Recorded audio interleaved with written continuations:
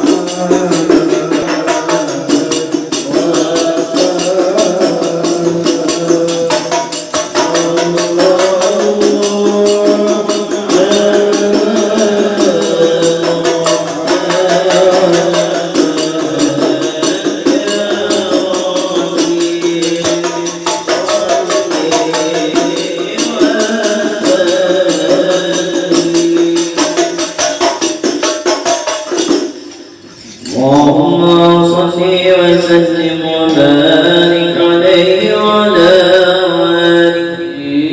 اللهم صل وسلم أفضل الصلاة والتسليم على سيدنا ونبينا محمد الرؤوف الرحيم. اللهم صل وسلم وبارك عليه يا الله يا عظيم أنت عظيم وتهمت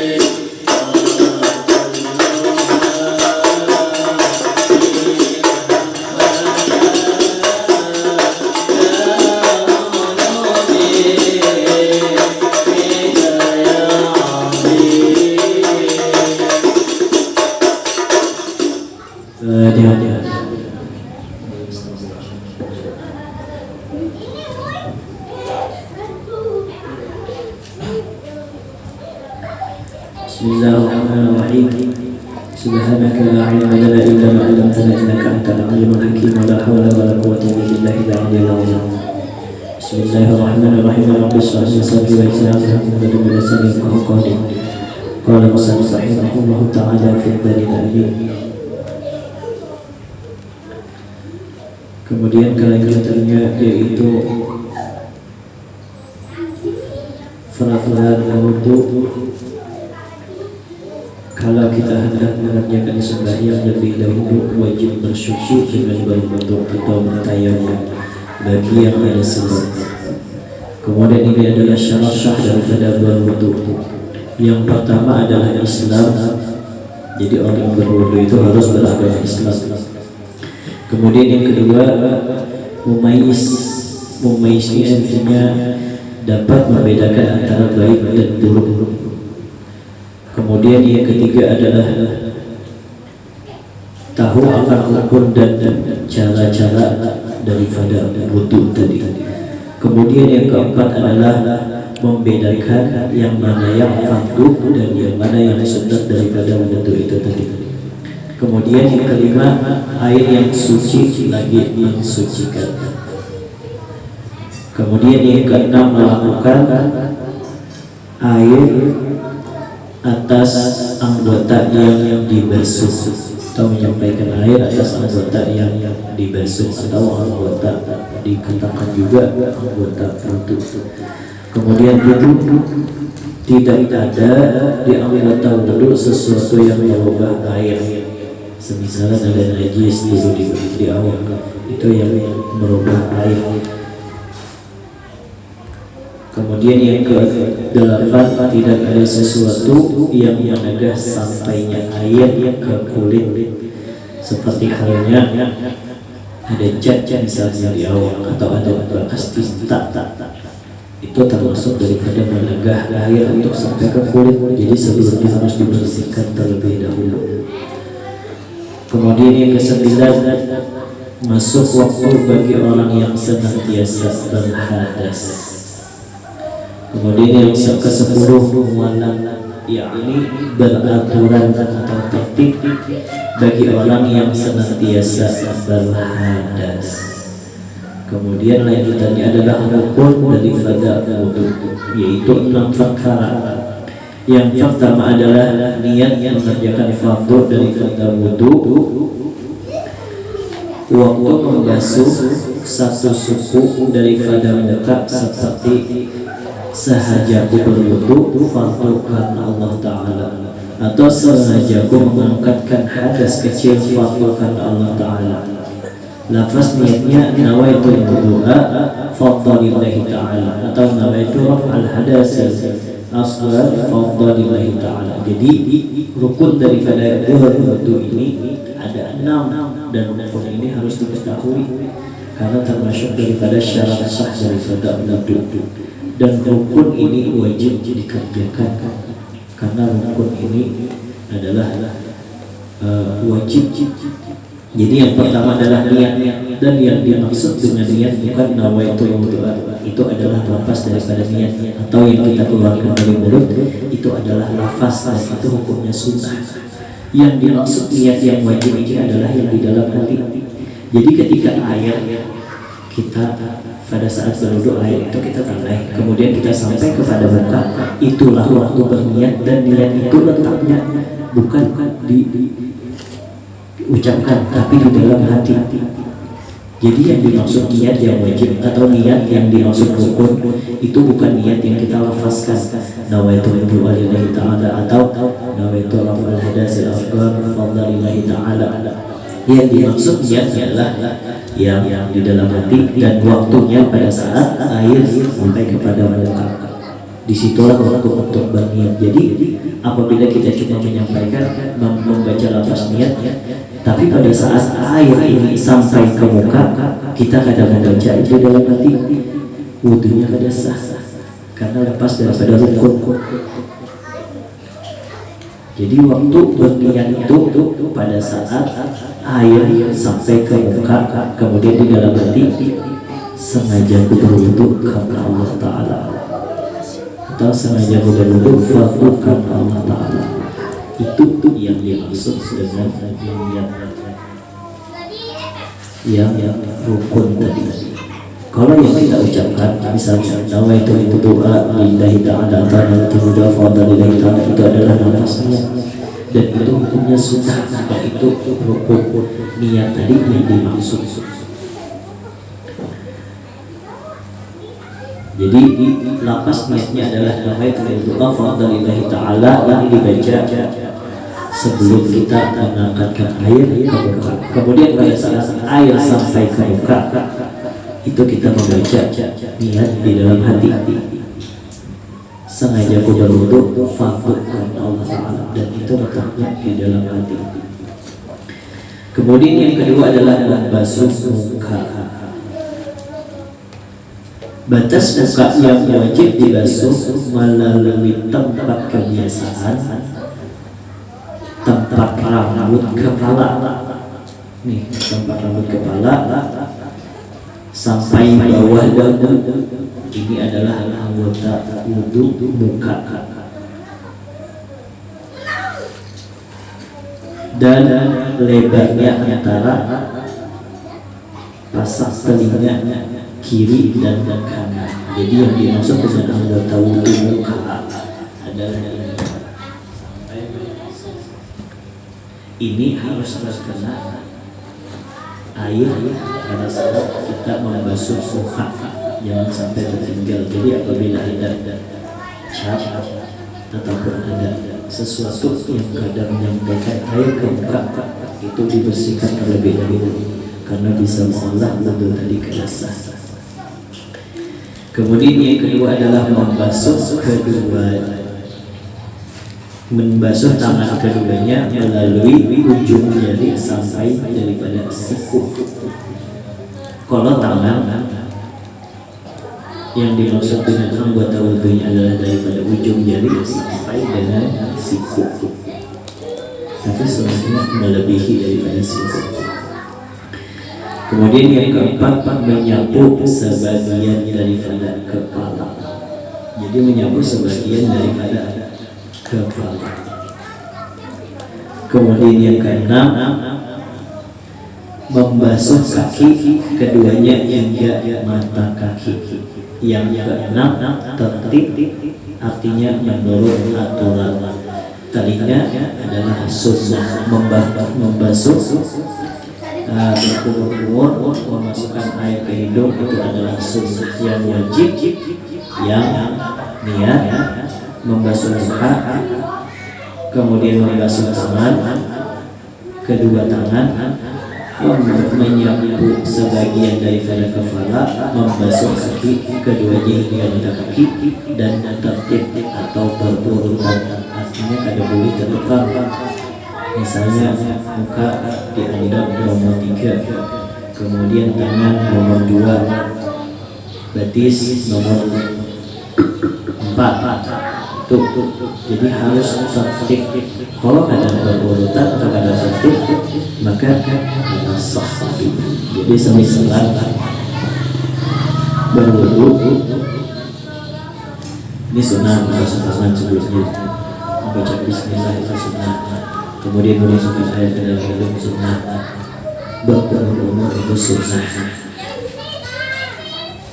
Syaratnya tadi, salah satu syarat tadi disebutkan harus bisa membedakan yang mana yang sunnah dan yang mana yang wajib.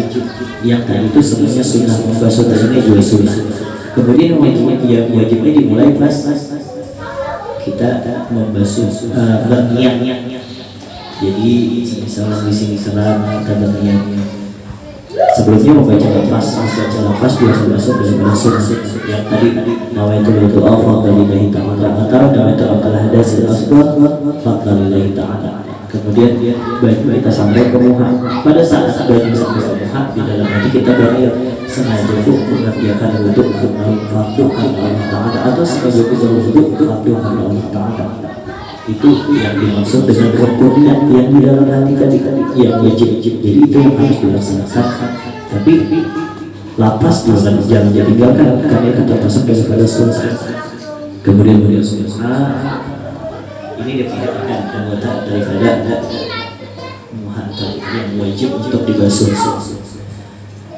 3 kali. 3 kalinya itu sunnah, yang wajib adalah yang pertama, dan 3 kalinya itu adalah sunnah. Jadi apabila kita terburuk saja, terlambat dilanggar misalnya sudah komat atau sebenarnya itu lebih utama kita mengutamakan 4 jamaah. Jadi daripada kita terlambat, daripada kita mengerjakan yang 3 kali tadi, lebih utama kita menyempatkan untuk berjamaah daripada kita berwudu yang 3 kali tadi, karena 3 kali itu termasuk daripada sunnah, yang wajibnya adalah 1 kali.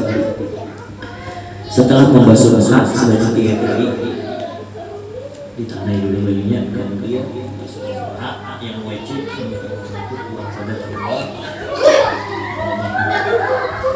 kemudian setelah itu membasuh kedua tangan.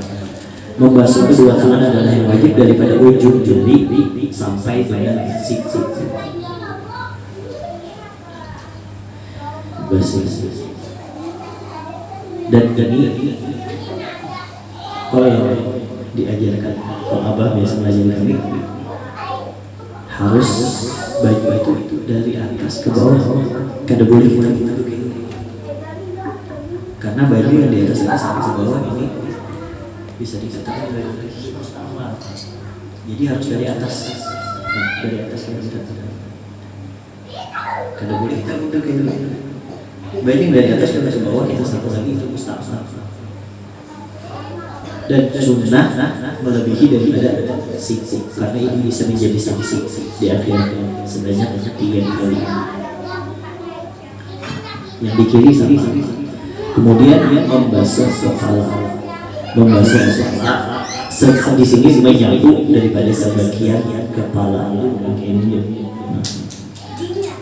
tapi membasuh daripada sebagian baik-baik berbuka kopiah ya. Dan yang ini setelah 3 kali kita membasuh, kemudian yang ini kalau bagi kita Imam Syafi'i itu hukumnya sunnahnya seperti ini. Kalau dikerjakan bagus, tapi kalau dikerjakan jarang-jarang. Setelah itu membasuh taringnya itu hukumnya sunnah. Jadi boleh digawi, boleh kada, tapi kada digawi rugi. Kemudian yang terakhir, yang kelima, membasuh kaki, kedua kaki. Daripada yang wajib adalah dari ujung kuku sampai dengan mata kaki. Jadi yang wajib dari ujung kuku sini sampai dengan mata kaki. Tapi sunnah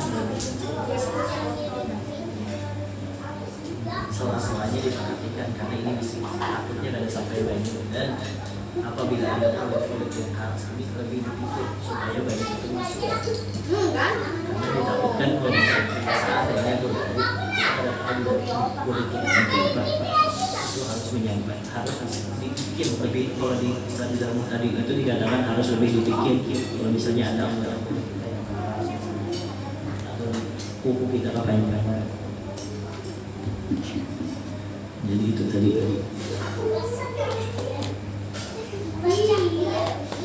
Kemudian lagi tambahan, dan yang terakhir adalah tertib, artinya harus berurutan. Jadi ini penting, ini mensahkan daripada ibadah kita. Wudunya kan sah, sembahyangnya otomatis kada sah. Dan yang lain, kemudian itu yang dimaksud dengan rukun wudu, dan itu wajib kita ketahui. Karena kalau rukun ini kada kita ketahui, kada masuk daripada syarat syah wudu tadi, artinya wudunya kada sah. Kalau kita kada bisa membedakan yang mana yang wajib dan yang mana yang sunnah. Kemudian tambahan, kalau ada di anggota wudu, rambut atau daging yang lebih, wajib menyampaikan air ke sana. Contohnya jari yang lebih ini, kalau misal ada orang yang isi jari 6, jarinya lebih, itu jari yang lebihan tadi wajib untuk disampaikan air wudu tadi, karena termasuk daripada anggota wudu. Kemudian kalau ada yang menegas sampainya air ke kulit seperti getah, maka menghilangkan hukumnya wajib. Jadi apabila ada getah yang mengolah baju itu kada sampai, atau alkohol misalnya keras, itu bisa kada sampai baju, atau cat, itu harus kita bersihkan terlebih dahulu. Menghilangkannya itu adalah wajib, karena apabila sudah dihilangkan maka kada menyampaikan daripada air untuk air pada kulit yang wajib anggota wudu tadi. Jadi harus dibersihkan terlebih dahulu. Kemudian yang ketiga, anggota itu amat rapat seperti jari kaki sehingga tidak sampai air tanpa diselang-selangi, maka menjelang-jelanginya ini hukumnya adalah wajib. Maksud menjelang-jelangi ini adalah misalnya ini gratis, itu maksud daripada menjelang-jelangi. Kalau misalnya rapat, kan ada orang misalnya yang jari-jari itu rapat, itu menjelang-jelanginya itu untuk menyampaikan air itu hukumnya adalah wajib. Kemudian sunnah dari fadl wudu banyak, diantaranya adalah membaca Bismillahirrahmanirrahim beserta membasuh 2 telapak tangan. Jadi ini pada awal-awal kita mulai berwudu, sebelum niat kita membasuh tangan sambil membaca Bismillahirrahmanirrahim. Itu hukumnya adalah niat. Kemudian yang kedua, membasuh 2 telapak tangan 3 kali. Nah, yang membasuh 3 kali, membasuh 2 telapak tangan 3 kali. Jadi Bismillahirrahmanirrahim, dan kita membasuh sebanyak 3 kali. Ini sebelum mulai kepada niat, itu hukumnya adalah sunnah. Kemudian yang kedua, dan memasukkan air ke hidung 3 kali, ini adalah sunnah. Tapi di luar daripada kita mengerjakan ibadah puasa. Kalau kita mengerjakan ibadah puasa, ini dikerjakan makruh. Kemudian yang keempat, menyapu seluruh kepala dengan air. Yang tadi sudah kita membasuh menyapu sebagian kepala, kemudian menambah menyapu keseluruhan daripada bagian kepala, itu sunnah juga. Yang keenam, mendahulukan yang kanan daripada yang kiri, itu juga sunnah. Yang ketujuh,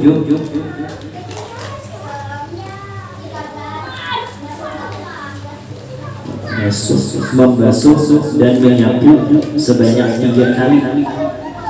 Yang misalnya menyapu muka 3 kali, tangan 3 kali. Yang 3 kali itu sunnah, yang wajibnya adalah sekali. Tapi dikerjakan bagus. Kemudian yang ke-8, berturut-turut.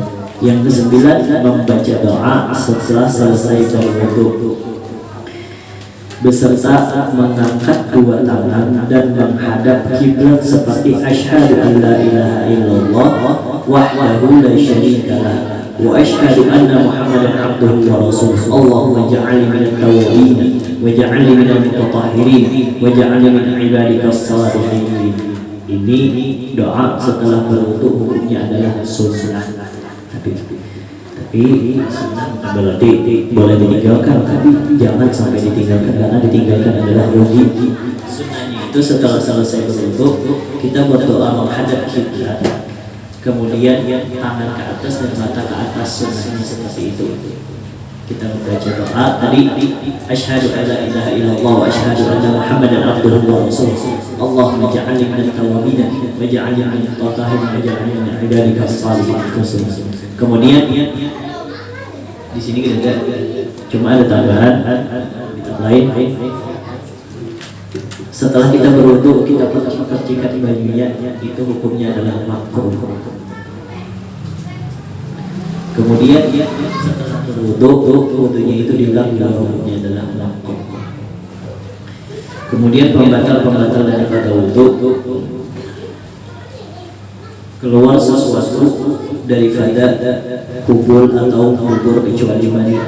Jadi apabila keluar sesuatu, semisalnya berkantun itu keluar daripada kubur, atau kita tekani keluar daripada kubur, itu hukumnya adalah itu maka wudhu kita batal.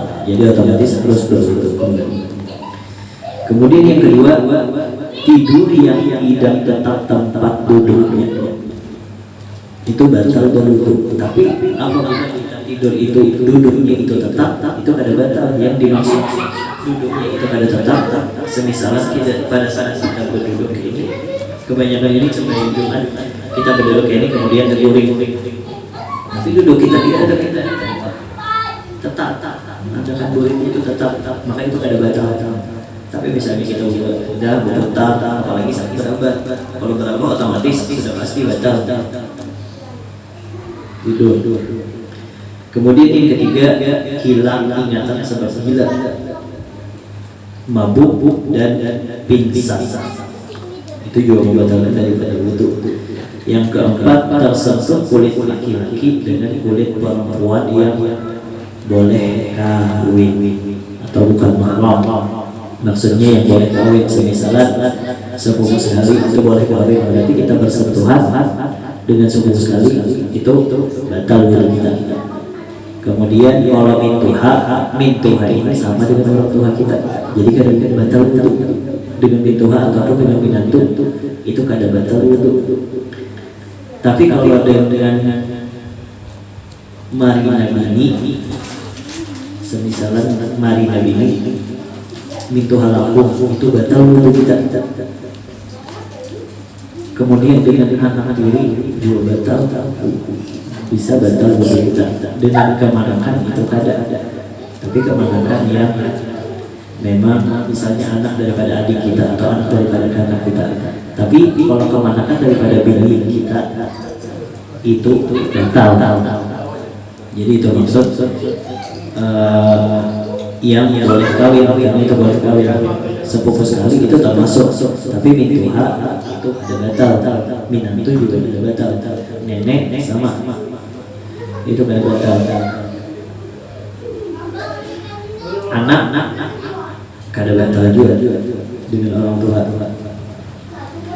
Kemudian yang kelima, tersentuh kemaluan dengan tapak tangan atau tapak jari. Tersentuh kemaluan dengan ini, itu batal. Tapi kalau kita tersentuh dengan ini, itu kada batal. Tersentuh kemaluan dari. Tambahan, kalau tersentuh kulit laki-laki dengan rambut atau kuku atau gigi, perempuan yang balik kawin wudunya tiada batal. Demikian juga sebaliknya, apabila kita tersentuh rambut, tersentuh kuku, itu ada batal. Tapi kalau kita tersentuh kulit, itu batal. Wallahu a'lam. Mohon maaf sekali lagi. Ini sebatas kemampuan urut, kurang lebihnya sekali lagi mohon maaf.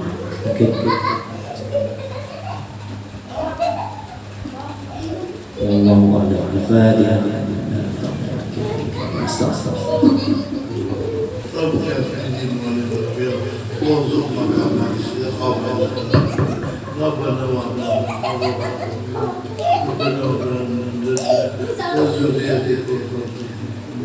ربنا آتنا في الدنيا وفي الآخرة حسنة وقنا عذاب النار.